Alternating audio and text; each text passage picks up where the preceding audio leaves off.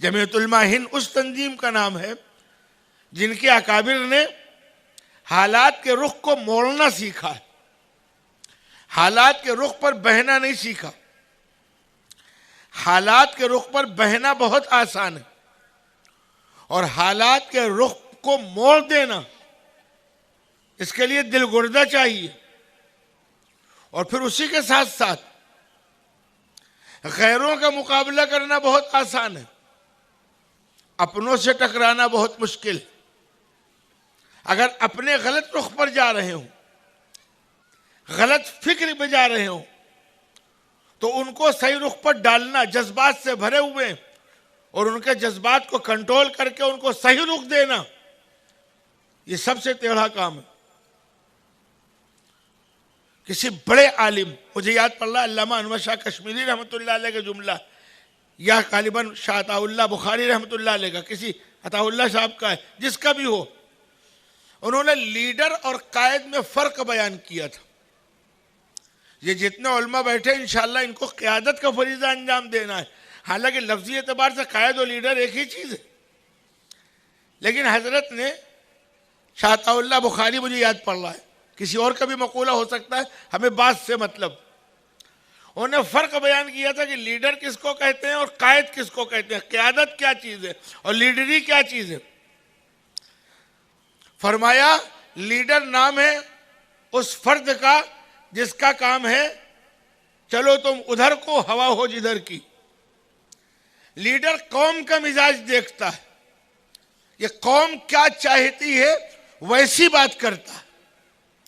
और कायद का काम यह है कि कायद ये देखता है कि कौम सही रुख पे जा रही है कि गलत रुख पे जा रही है। अगर कौम गलत रुख पे जा रही हो तो उस कौम को सही रुख पर डालने का फरीज़ा अंजाम देता है। यही वजह आगे लिखा है, लीडर हमेशा तालियां और तारीफें सुनता है, कायद हमेशा गालियां सुनता है। जाहिर बात है लीडर की तारीफ होगी, आपने जो चाहा वही हमने कह दिया, आपने ताली बजा दी, वाह वाह वाह वाह, बड़ा अच्छा आदमी है, क्योंकि आपके मन की बात कह दी उसने। और अगर उसने कहते नहीं आप गलत सोच रहे हैं, आप गलत रुख पे जा रहे हैं, आप गलत रास्ता अख्तियार कर रहे हैं, तो जाहिर बात है हर आदमी को नहीं पसंद आएगा। साहब ये आदमी समझ में नहीं आया, ये हमको समझाने आया है। जमीयत उलमा क़यादत का फरीज़ा अंजाम देती है अल्हम्दुलिल्लाह। वो सही रुख पर, उसको कोई परवाह नहीं है कौम नाराज हो रही है या कौम खुश हो रही है। जिस चीज को हक समझा, हमारे अकाबिर ने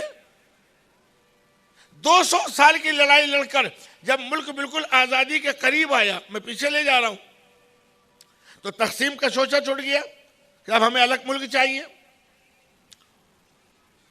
कितना जज्बाती नारा था, ऐसा जज्बाती नारा कि हमारे जमीयत उलमा को ये शरफ हासिल है। हमारे अकाबिर ने डंके की चोट पर कहा, ना ये तुम्हारे लिए अपने पैर पर कुल्हाड़ी मारने के मुतरादिफ है। मुखालफत की सब जानते हैं, अब उसको छेड़ने की जरूरत नहीं है। जमीयत उलमा के अकाबिर ने तकसीम की जबरदस्त मुखालफत की थी, बहुत सी हिकमतें थी। उन्होंने मुश्तरक प्रोग्राम, साथ रहने का एक फैसला कुन फार्मूला दिया था। ये नहीं कि कौम को यूं ही छोड़ दिया हो, मदनी फार्मूला से मशहूर है। जमीयत के सारे जिम्मेदारों को कम से कम उस तारीख को पढ़ना चाहिए कि क्या निज़ाम दिया था मुल्क चलाने के लिए, कितना शानदार निज़ाम था। लेकिन वो अपनी जगह, मुझे उस पर गुफ्तगू नहीं करनी। मैं कह रहा हूँ मजमूई एतबार से जमीयत उलमा के जिम्मेदारों ने, हज़रत शेखुल इस्लाम हज़रत मदनी ने, मुफ्ती किफ़ायतुल्लाह साहब रहमतुल्लाह अलैह, मुफ्ती आज़म हिंद मौलाना अहमद सईद मुजाहिद मिल्लत, मौलाना अब्दुर्रहमान, मौलाना अबुल कलाम आज़ाद, इन लोग पूरी टीम है, सैकड़ों हज़ारों को, इन्होंने तकसीम की मुखालफत की थी।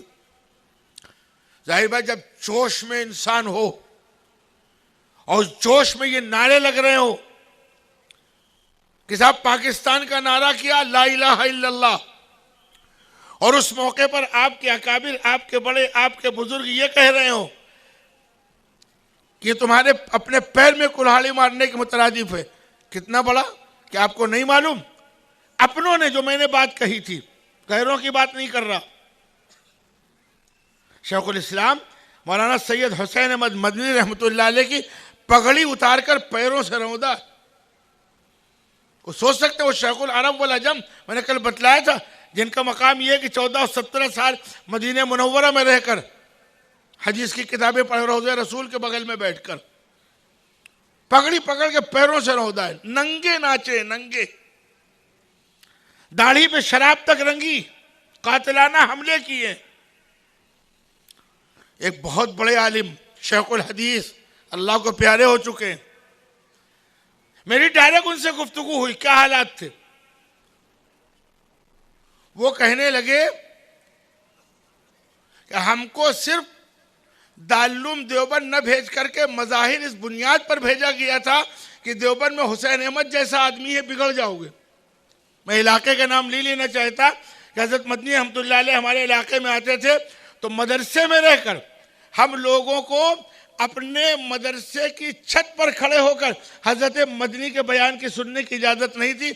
हम लोग शेखुल इस्लाम नहीं, शेखुल असनाम कहते थे।